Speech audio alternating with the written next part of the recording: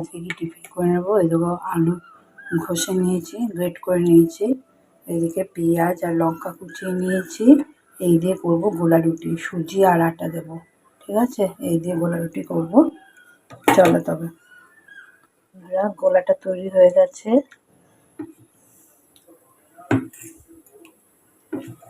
আমাদের একটু ধনে পাতা দিয়ে দিয়েছি, গাজর নেই, গাজর থাকলে একটু গাজর দিয়ে দিতে পারতাম। কী করবো, যা আমার কাছে আছে সেগুলো দিয়েই করছি। আজকে আর লুচি পরোটা করতে ইচ্ছা করলো না, জানো তো। সবসময় ভাল লাগে না একরকম, এত পরিশ্রম। একরকম বলতে তো পরিশ্রম করতে ভাল লাগে না সবসময়। চলো, এটা করতে করতে তাও আমি কিছু কাজ করতে পারবো। বন্ধুরা, আমার খাবার করা হয়ে এসছে, এটা হলেই হয়ে যাবে। হাজব্যান্ডকে ছোটো ছেলে খেতে দিয়ে দিয়েছি, এবার আমি আমার বড় ছেলে খেয়ে নেবো। খেয়ে দিয়ে দেখো সব দাদা, আজকে অনেকদিন বাদে একটা জিনিস আসলো। চলো দেখো, এই দেখো মাংস। আমি আমার হাজব্যান্ড খাই, দুই ছেলে খায় না, ওই জন্যই আসে না ঘরে। হঠাৎ করে খেতে ইচ্ছে হলো তাই নিয়ে আসলো। আর ওদের জন্য ডিম করে দেবো। এই যে ডিম আলু সেদ্ধ করেছি, দুবেলার জন্য আলুর তরকারিটা রেখে দেবো। চলো, আমাদের জন্য মাংসের আলু কেটে নিচ্ছি। আমরা আলুটা বেশি খাই মাংসের, খুব ভালো লাগে মাংসের আলু খেতে, তাই আলুটা একটু বেশি সংখ্যায় দেখতে পাচ্ছ। দেখো বন্ধুরা, মাংসের জন্য আলুটা ভেজে নিয়েছি,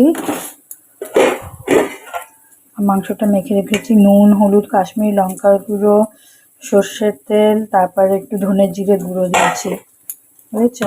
আর এখানে তো মিক্সি বাটিতে মশলা করাই আছে, আদা, পেঁয়াজ, রসুন, টমেটো আর লঙ্কা, কাঁচা লঙ্কা। এবার কড়াইতে ফোড়নে দারচিনি, এলাচ ফোড়ন দিয়েছি, তার মধ্যে পেঁয়াজ আর রসুন একটু ভাজছি, ভেজে তারপরে এই মশলাটা, বাটা মশলাটা দিয়ে কষিয়ে তারপরে মাংসটা দিয়ে আবার কষাবো। কষিয়ে আলু দিয়ে দেবো, তারপরে যেমন জল দেবো, নুন মিষ্টি যা দেওয়ার সব দিয়ে দেবো। হয়ে আসলে গরম মশলা দিয়ে নামিয়ে নেবো। পুরো আজকে স্পেশাল একটা রান্না হয়েছে। স্পেশাল বলতে আমার কাছে, আমার হাজব্যান্ডের কাছে স্পেশাল। এই দেখো, দাঁড়াও, আলু বরবটি ভেজে নিয়েছি। এই হচ্ছে টক ডাল, একটাও হাত আনিনি যে তোমাদের একটু নাড়িয়ে দেখাবো। এই হচ্ছে দুই ছেলের জন্য ডিমের ঝোল, আলু বেশি করে দিয়েছি যাতে রাত্রে খেতে পারে। আর এই হচ্ছে স্পেশাল রান্না মাংস, আমার আর আমার হাজব্যান্ডের জন্য দুবেলার, ঠিক আছে? চলো, এই ছিল আজকে আমাদের রান্না বান্না।